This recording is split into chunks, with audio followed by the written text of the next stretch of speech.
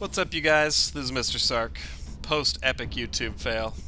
That's right, I uploaded the wrong video. I woke up today to a bunch of tweets alerting me to the fact that the daily challenge in Halo Reach today for 4,000 space bucks was defeat Oni Sword base on Legendary without dying, and people were like, "Where the fuck is your guide? Help me."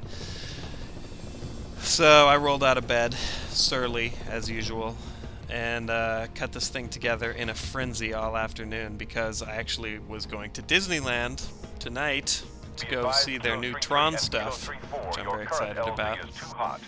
And I left this thing uploading on YouTube as I drove out the door. Only later did Hollywood alert me to the fact that I had uploaded the wrong file. Fully cut the episode, then uploaded the wrong file. What kind of idiot pulls a stunt like that? Me. That's what kind. Anyway, we should rock this out, and by we I mean me and my life partner and soulmate, Miles Davis the kitty. Say hi, Miles. Always fascinating, this guy. I think we should start, don't you, Miles? This is level 3, Oni Sword base. Legendary, no deaths. The first encounter is right after you get dropped off in this courtyard. Common sense here, stay left. Not only does it give you elevation, it also drags your AI teammates up a bit. You can mop up. The most important thing about this whole encounter is that when you advance, you should do so with the sniper rifle that's down here on this platform. Be careful of the 4 skirmishers on the last ramp down. Here's one way you can take care of them nicely. That's one way to do it. Suckers. Alright, just past the skirmishers is the big gate, and beyond that's 2 wraiths. Now normally that's kind of a bum out, but in this case you've got a target locator, which makes this a cinch. The only tricks to this is I would juggle the target locator and the snipe outside of the gate, because it's going to close behind you. Make sure that you juggle it to the dirt, not to the metal plates. Otherwise the weapons can fall through the metal plate. They're still visible, but you can't grab them. That sucks. Once you get out there, light up the wraiths. I would wait till they stop moving before you hit them. I know that the target will lock onto them, but the artillery doesn't track them when it starts coming down. So wait till the wraiths settle down, blow them to hell.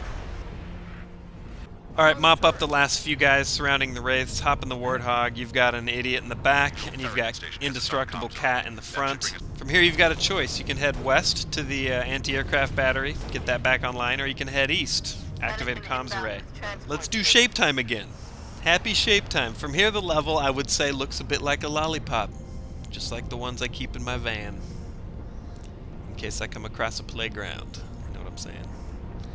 Want some candy. Anyway, I'd absolutely head west. I'd turn right, go to the anti-aircraft gun, because that battle is way more difficult than the one over by the comms array, and you want to do the hard stuff first, because if you fail it means less time wasted on restarts. On the way over there you're going to run into a ghost and some grunts. Use this hill as cover and just give your idiot gunner a little peek and he'll mop up for you.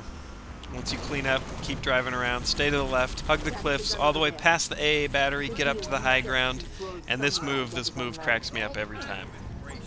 Once you get up there, flip a bitch, drive the Warthog down the hill, and just e-brake it sideways, bail out, and run. Leave Cat and the gunner in the middle of Vietnam down there. Once you get up top, clean up whoever your Warthog gunner is injuring, whoever Cat's getting shots on. Every shot counts, so try and clean up some of their kills. The trickiest part about this fight is the elite officer up on the roof with the plasma launcher and the 2 ghosts that the dropship unloads about halfway through. Any of those can be a real problem. Some of these losers will rush you possibly, but they're cream puffs. You can own them.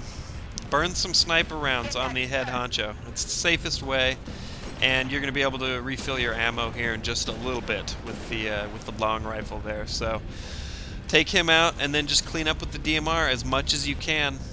Be ready at any moment to dump that sniper for a plasma pistol in case you get rushed by an elite that you're having trouble handling or the ghosts move up. There's plenty of plasma pistols laying around because some grunts move up on you, so never die because you're unwilling to dump a cool gun. Plasma pistol reigns supreme.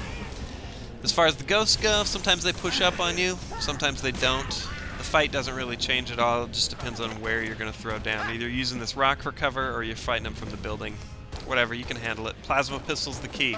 And sprint is nice too, so you can get up to them while they're broken down. But this brings me to my fourth rule of legendary no deaths. Never go vehicle against vehicle, if you can help it. Even if you're in a Scorpion and they're in a Ghost, you better kill them before they get close or they are going to fuck up your tank. And never, ever, ever, never, ever, never go up against a Ghost and a Ghost, because you will get raped. Vehicles tend to be death traps. They give you a false sense of security. Play extremely cautiously with vehicles. Once you clear out the anti-air battery, you can move up on the left, go in the back door here. There's AR ammo, frags. Upstairs on the ground floor, there's DMR ammo, and on the roof, there is the objective, the anti-aircraft battery on switch. Hop up there, turn it on, and it's time to head over to the comm array. If you've kept track of your sniper rifle, you should go get it. If not, head over to this little building. There's a sniper rifle in there. You can either top off your ammo or pick up the rifle. Preferably you've managed to keep track of it so you've got a super full sniper rifle now. If you lose it, it's not a deal breaker, it's just things down the line may take a little bit longer. Anyway, I like to head back the way I came in, all the way around, because it ends up being a safer approach to the comm array. Now, as you've driven all the way back around and you're approaching the comm array, I like to do the same trick that I did when I pulled into the anti-aircraft battery complex. That is, ditch the Warthog, leave Cat and the gunner to deal with this Revenant that's bouncing around. Get on the second floor and grab the launcher that's next to this window. Now, if you hang out here, you'll notice that the Revenant has a pretty simple pattern, and you shouldn't have a hard time finishing with rockets. The most dangerous part of this whole fight is the Revenant shooting you through the window, which is terrible. But even more terrible than that is you getting all fancy and then firing a rocket into the windowsill. I've done that, and it made me cry when I did that. Now, I've also jacked the Revenant before, but it's high risk, and it's fairly low reward, so I would suggest just blowing it up with rockets. Once you've blown up the Revenant, I would pick the sniper rifle back up, leave those extra rockets there, whatever. It's not really that important to hold on to those. It's more important that you don't let your sniper rifle disappear. Which brings me to my fifth rule of legendary no deaths. Assume anything on the ground is going to disappear at any second. Guns, vehicles, all this stuff disappears depending on what's spawning in, what's dropping off, how much shit's on the map. There's all kinds of weird shit. Checkpoint loading, who knows. Assume it's going to go away at any second. So don't leave anything too important on the ground for too long. From the first building, shoot through the windows, clear out as much as you can across the way in the other buildings. Then move across, finish murdering over there, flip the switch, that turns on the power. Once you do that, a dropship lands on the other side, which is one of the reasons why I like to clear out that building completely before you flip that switch, because you don't want to be fighting on two fronts. You can even burn some sniper rounds on this fight if you want, since right out on this little walkway there is more sniper ammo. Just keep in mind you want to leave this battle with a full sniper rifle. Once you've cleared that building, move up to the roof, flip the switch, activate the comm array, and you're set. A Pelican's going to fly in with a Gauss Hog, which is nice. Too bad it comes fully equipped with an idiot, but what can you do? Now your next destination is Sword Base, but do not go the short way. That would be the way that the Warthog is facing when it is dropped off. Don't be tricked. More often than not, there's a Revenant over there. It's waiting for you, and the Downy in the back of your Warthog will fail utterly trying to fight a legendary Revenant, so that is death if you go right. I would go around to the left all the way back through the anti-aircraft battery and then all the way back around to the big gates. The Revenant may try and intercept you, but you can move too fast through there. You can get up to the gates and have the gates open before the Revenant even knows what's happening. Now you're moving back up the ramp where you originally killed the 4 skirmishers earlier. There's a big firefight here, but it's all pretty straightforward.